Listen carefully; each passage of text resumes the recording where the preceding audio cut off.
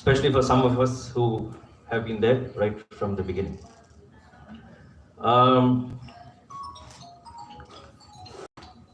The fact is, Madras Day, or the idea for Madras Day, happened because of the success of the Mylapore Festival. And the Mylapore Festival, of course, was started probably a decade ago in the mid-90s. Vincent will be able to tell you about it. He's the one who began it all. A festival around the MADRAS streets in Mylapore, in the precincts of the Kabalishwarar Koil, which has now grown fairly strong. But it was more of a community thing. In and around Mylapore, folk dances, theatre, etc. If you want to know more about it, you can talk to him.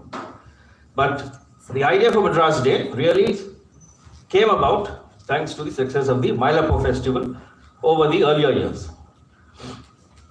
The idea came when we were talking with Mr. S. Muttaya. This probably was in 2003, and it was not just one conversation. We had various, quite a number of conversations, and we didn't know really how to, replicate that Mylapore Festival success across the city. And then I must say, Vincent was the prime driver for even Madras Day. I was just, assisting him in those years. We started with just a day's program in 2004, August 22nd. We had got about a dozen schools in the city to participate, have students, exhibit their drawings, paintings, models, etc. at the Rajaji Hall, which made it quite exceptional. We've never had any program after that during Madras Week at the Rajaji Hall. I still remember going with Vincent and both of us booking the hall a week before. So that was quite special. We had exhibits of pictures of Madras that evening. I think there was one heritage walk which Vincent conducted. And thanks to Mr. Muttaya, we managed to contact the descendants of Berry Timapa. Now, why August 22nd? It's based on Mr. Muttaya's reading of documented, history, that the deal was struck with representatives of the East India Company, Andrew Cogan and Francis Day, with the local Naiks here for that 1 square mile piece of sand or land where the fort was set up, and that was on August 22nd.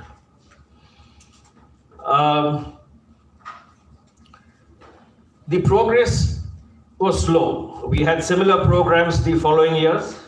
We tried to open more schools. We got a few colleges. We got art galleries to come. And it was basically by word of mouth. You must remember, this is 2000. It was 2004.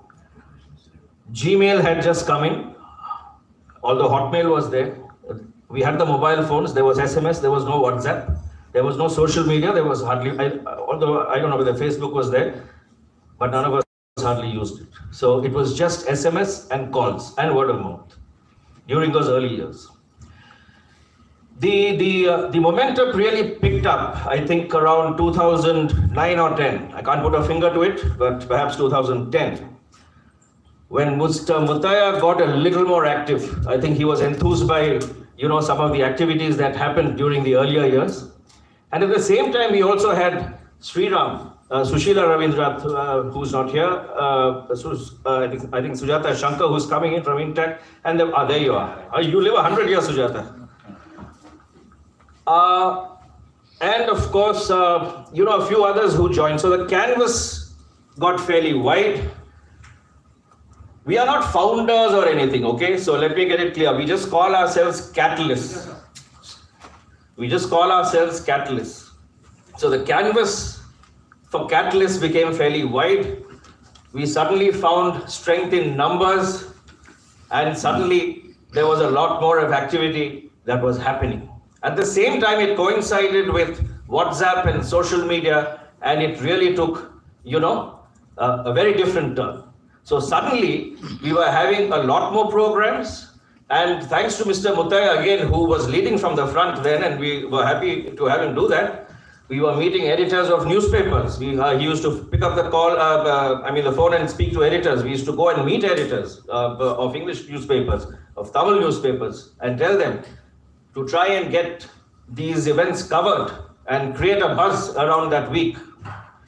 So put together, it developed, and I think over the years, especially the best years, 2015 to 2019, and of course, Sriram and Mr. Muttai are giving a lot of mileage in Madras musings. Sriram, of course, and Mr. Muttai, both of them, sought after speakers.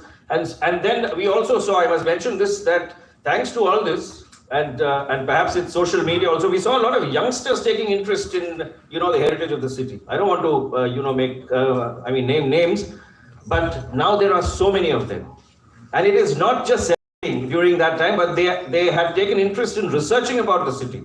So we would like to think that Madras Week has done something, special, because we've got so many people interested in the city's heritage. Some have even gone to write books. Some have done documentaries. Something we never expected when it all began. 2015 to 19, we would have had between 120 to 150 programs, if I'm not wrong.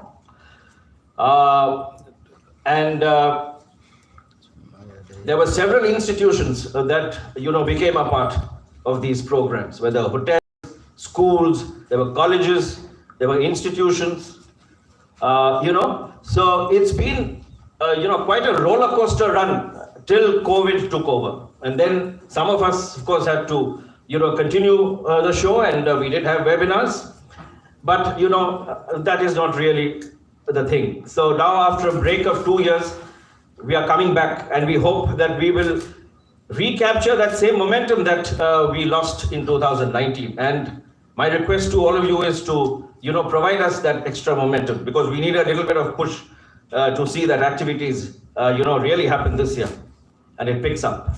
So I don't want to talk too much. I think I'll pass it on to Sriram. Sriram, you can take over, and if you have questions later on, you can always ask. Okay, thank you.